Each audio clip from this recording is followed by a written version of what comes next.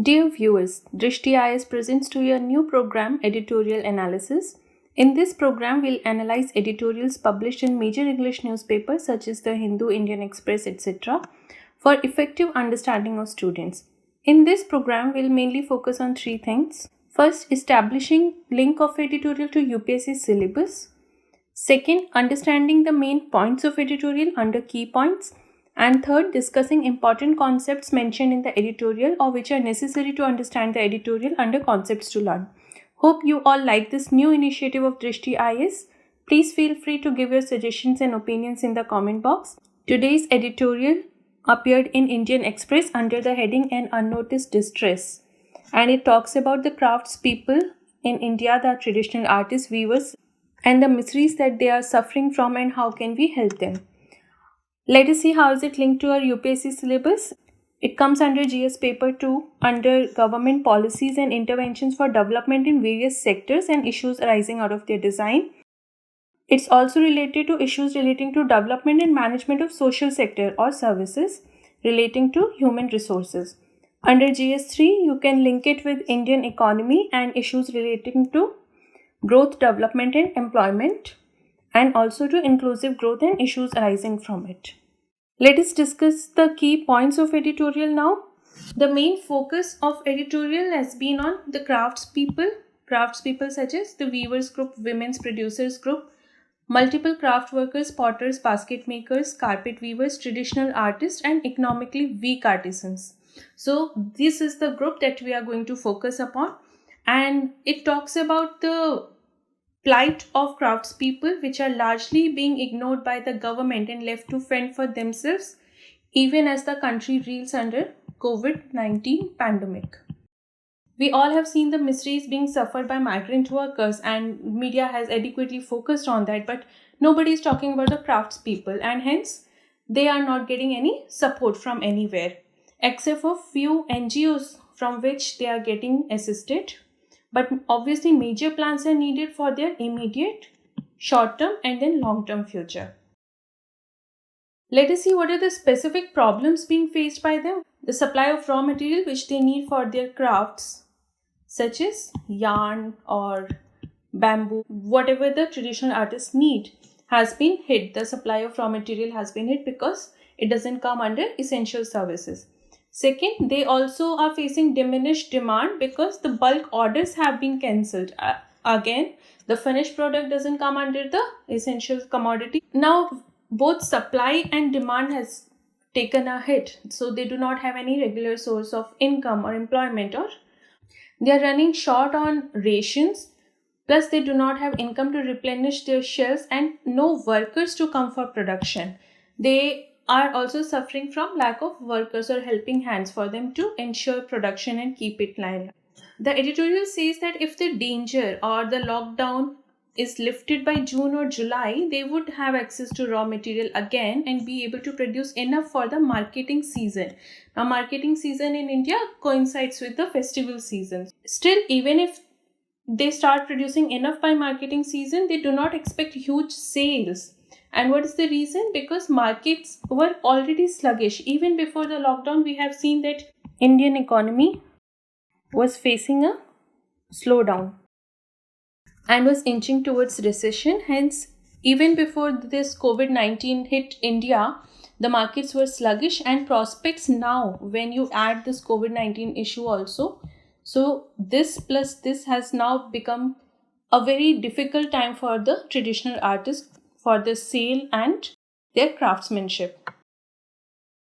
Now, certain weavers who have looms in their homes, even if they have looms in their homes, they do not have any yarn and they also have to pay salary to large number of very poor weavers. So there's staff working under them. They themselves do not have an income and they do not have resources to pay their staff which is working under them. Moreover, e-commerce like websites like Flipkart, Amazon or other such websites have not been of any help to them and are not helping them at present also. So these are the major problems being faced by the craftspeople in India. The editorial also talks about certain solutions, what can be done to help them.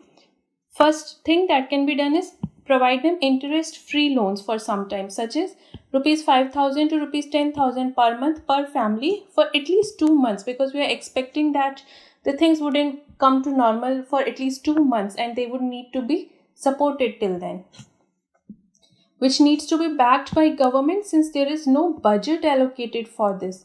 We have seen the relief packages being forwarded by government for various other groups, but no relief package or no budget has been allocated for traditional artists. Now, composite planning. We need a composite planning. What does that mean? Most of the craftspeople are dependent on tourism, because as tourists visit a certain place, they try and buy local handicrafts to take back home, the souvenirs. Such as in Kashmir, you can see that people go and take shawls or their traditional craft. So they need a composite plan to stimulate demand, where you need to boost the tourism as well as you need to give focus to the traditional artists. Now, if you do this, they will automatically be benefited.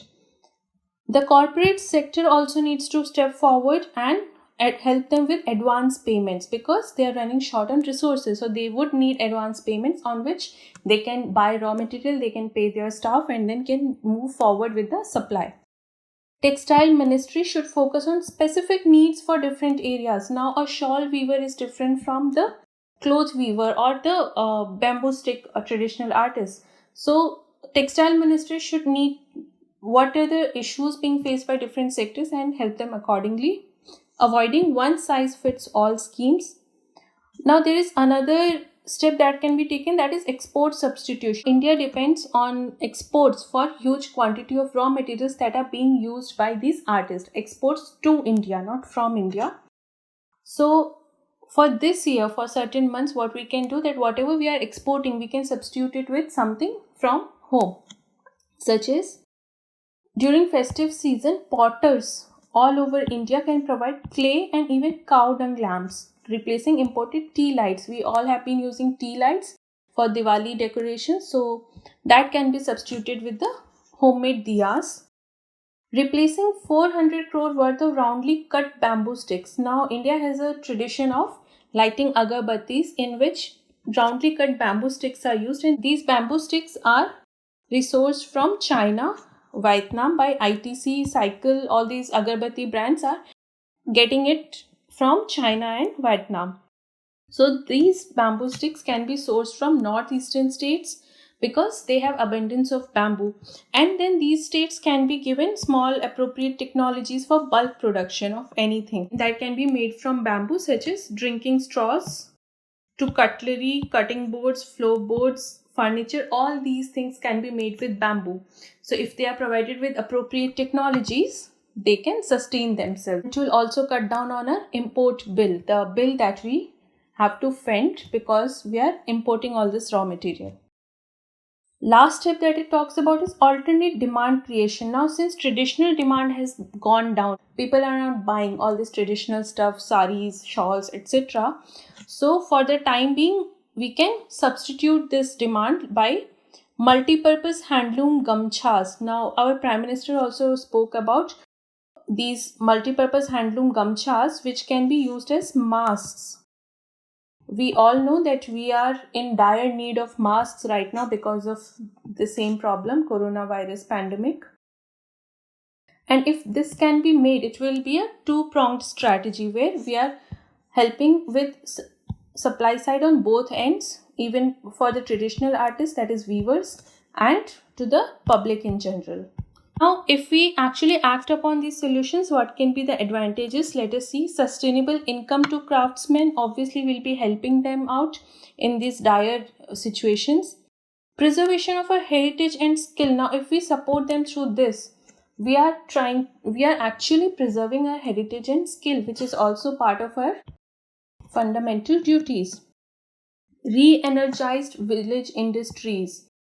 Now, as you all know, in Lockdown 2.0, the government has exempted the village industries and village economy from the lockdown while the people take certain precautionary measures, because we need to sustain the village industries for the rural folks.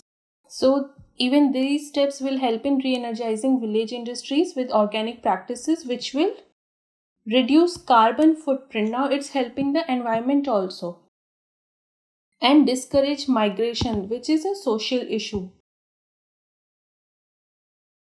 So as you can see, if we take these steps, we are actually acting on 3 fronts: economy, environment, and social. It will give huge push to India's Make in India initiative also. So this was about analysis. Let us see the key concepts, related key concepts. We spoke about soft loans, which need to be extended to the traditional artists. Now, what are these soft loans? These are nothing but loan on flexible terms with respect to your traditional loans. So whenever you extend a loan which has real easy terms for repayment, then it's called a soft loan. A soft loan is a loan with no interest or below market rate of interest. Now, if market rate of interest is say 10%, then your soft loan will be available at 5% itself or 0%. Hence, it's giving you an easier term for repayment. Also known as soft financing or concessional funding. Now, these two terms are also used. Soft loans have lenient terms such as extended grace periods in which only interest or service charges are due and interest holidays. That these loans are generally extended by international banks, this Asian Development Bank, to developing countries for their development. So term soft loans is usually used in this context when the loan is extended by international banks such as Asian Development Bank to developing countries for development and other political and economic benefits. Now, since we spoke about traditional artists and craftsmen, let us just glance through some of the schemes that are being extended by Government of India for their support. First, there is Ustad, which is upgrading the skills and training in traditional arts and crafts for development, and this is being run by Ministry of Minority Affairs. You need to remember the ministry over here. Then there is National Handicrafts Development Program and Comprehensive Handicrafts Development Cluster Development Scheme, both of which are being extended by Ministry of Textiles. So do not get confused in the ministries.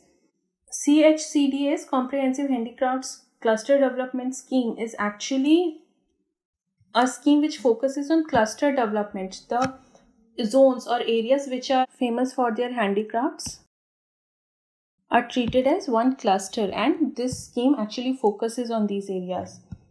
Handicrafts mega clusters are being established at places where there is large concentration of craft and artisans.